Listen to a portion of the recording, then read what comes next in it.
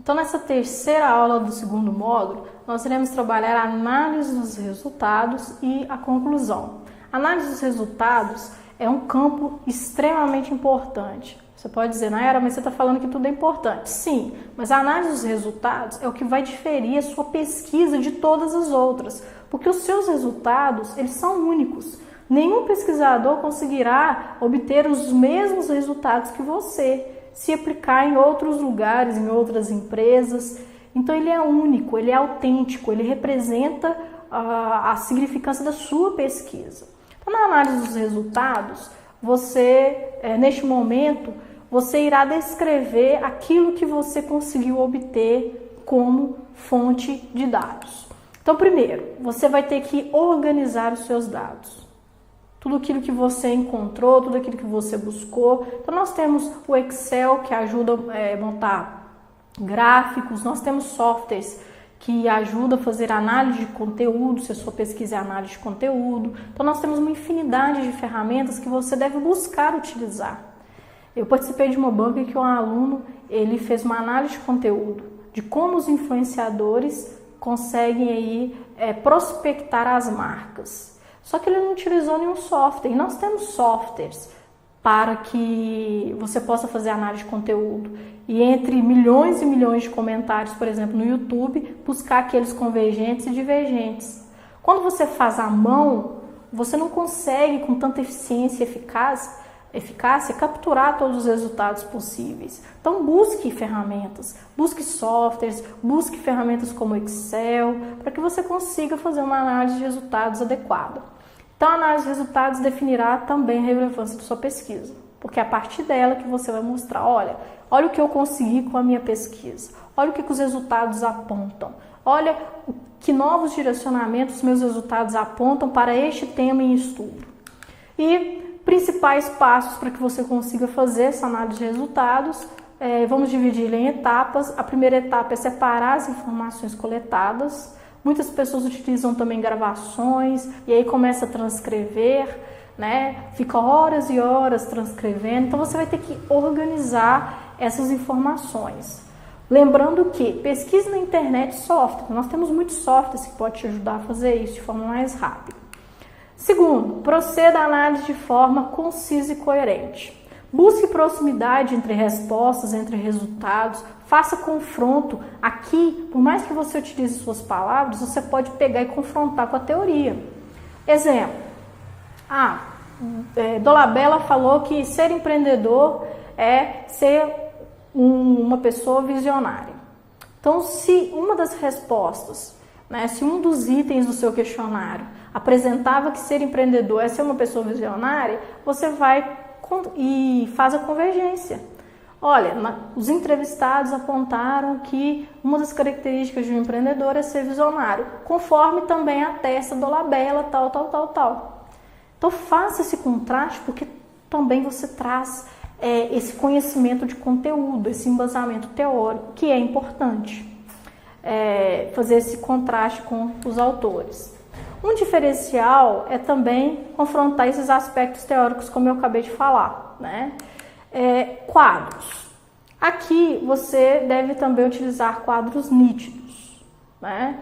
Lembra que eu falei no início do curso que a utilização de quadros é muito importante, porque traz aí um conteúdo mais condensado e que você consegue analisar de forma mais instantânea. Sempre mencionar ao longo do texto figuras, gráficos, tabelas. Por exemplo, você não pode colocar qualquer figura, tabela ou gráfico sem mencionar dentro do texto. Então, ao longo do texto você vai escrevendo, o contexto atual econômico do país está direcionado para tal, conforme apresenta a tabela 1, conforme destaca a tabela 1. E aí você coloca essa tabela, esse gráfico próximo do seu texto. Falo isso porque eu já peguei vários TCCs em que a pessoa chega lá, coloca o gráfico e não cita. Mas o que esse gráfico está fazendo aqui? Aonde que ele está ligado? Então, dentro do texto, você vai ter que mostrar a ligação daquele gráfico, daquela figura, daquela tabela com o seu texto. Você vai ter que indicar para o leitor. Olha, eu estou falando isso, isso e isso que está naquela tabela, que está naquele gráfico. Então, faça essa indicação e coloque o material próximo ao outro.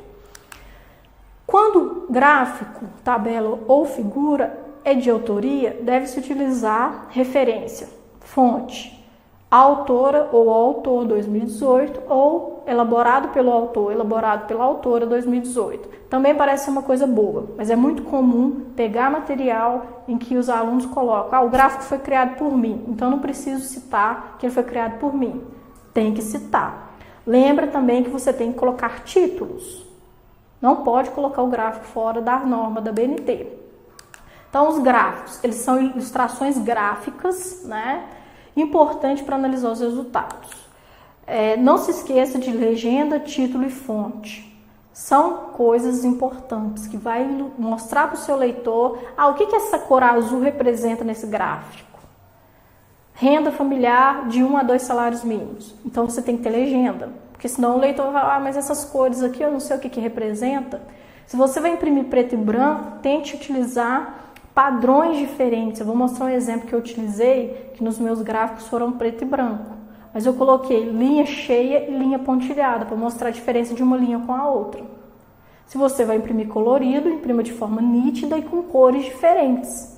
Não pode ser cores muito próximas também, que gere confusão no leitor.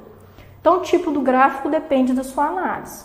Se você, por exemplo, quer analisar evolução e crescimento, você vai utilizar um gráfico de linha.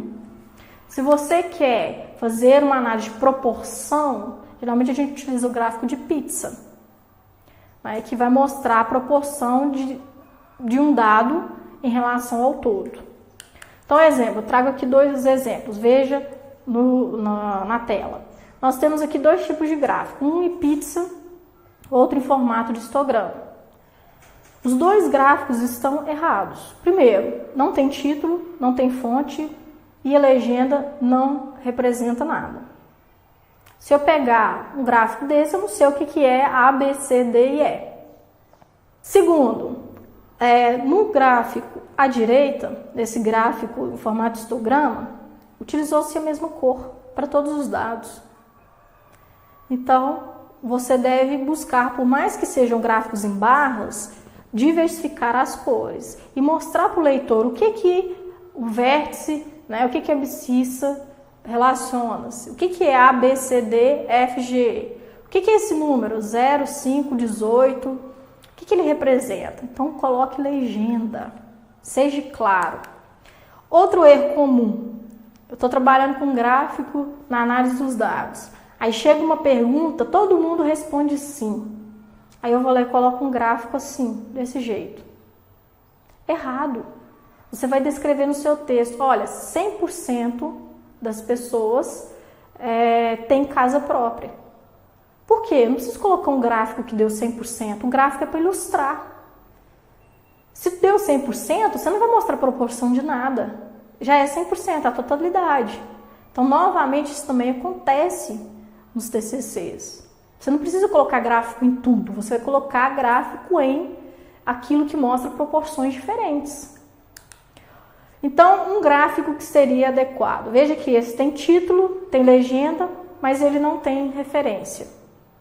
Mas ele está muito mais representativo do que os outros 2 anteriores que eu mostrei para vocês. Veja esse gráfico. Ele é um gráfico da minha dissertação. Veja que eu prioritariamente priorizei imprimir preto e branco. Mas eu utilizei linha cheia e linha pontilhada para diferenciar o real do simulado. Se você utiliza gráfico em preto e branco, você deve tentar diferenciar o que representa cada ícone do seu gráfico. Veja que aqui eu tenho fonte, eu tenho legenda e eu tenho a descrição dos meus vértices, né, que representa tempo e lucro líquido.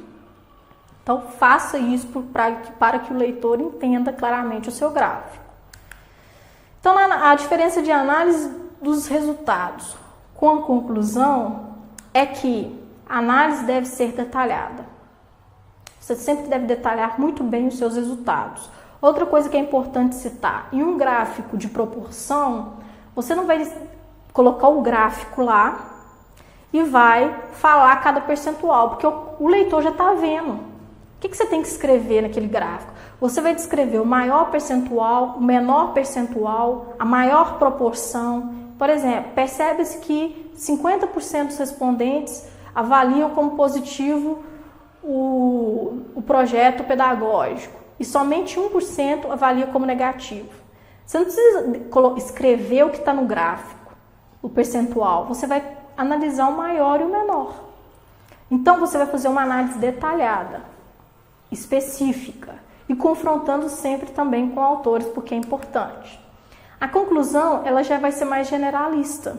Na conclusão, você vai pegar aqueles objetivos do seu trabalho, que você descreveu lá no início, você vai começar falando dos seus objetivos. Olha, o objetivo, não todos, mas o objetivo dessa pesquisa tem como objetivo isso, isso e isso.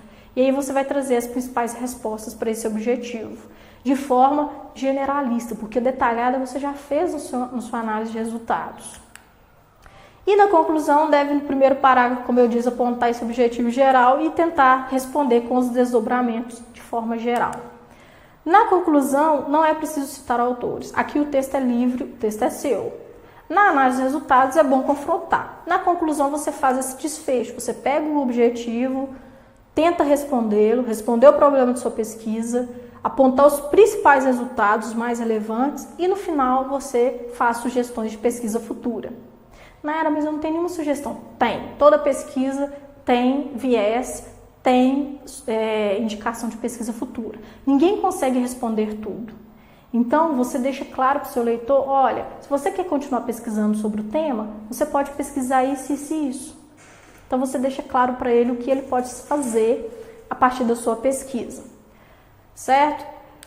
Então, é isso. A análise de resultados e a conclusão representam fatores importantes, eles são complementares, mas são ao mesmo tempo distintos com as suas características próprias. Na próxima aula, nós iremos falar de duas questões que são importantes e muitas das vezes esquecidas, que é anexo e apêndice. Para que ele serve e como utilizá-lo. Até lá, até a próxima videoaula.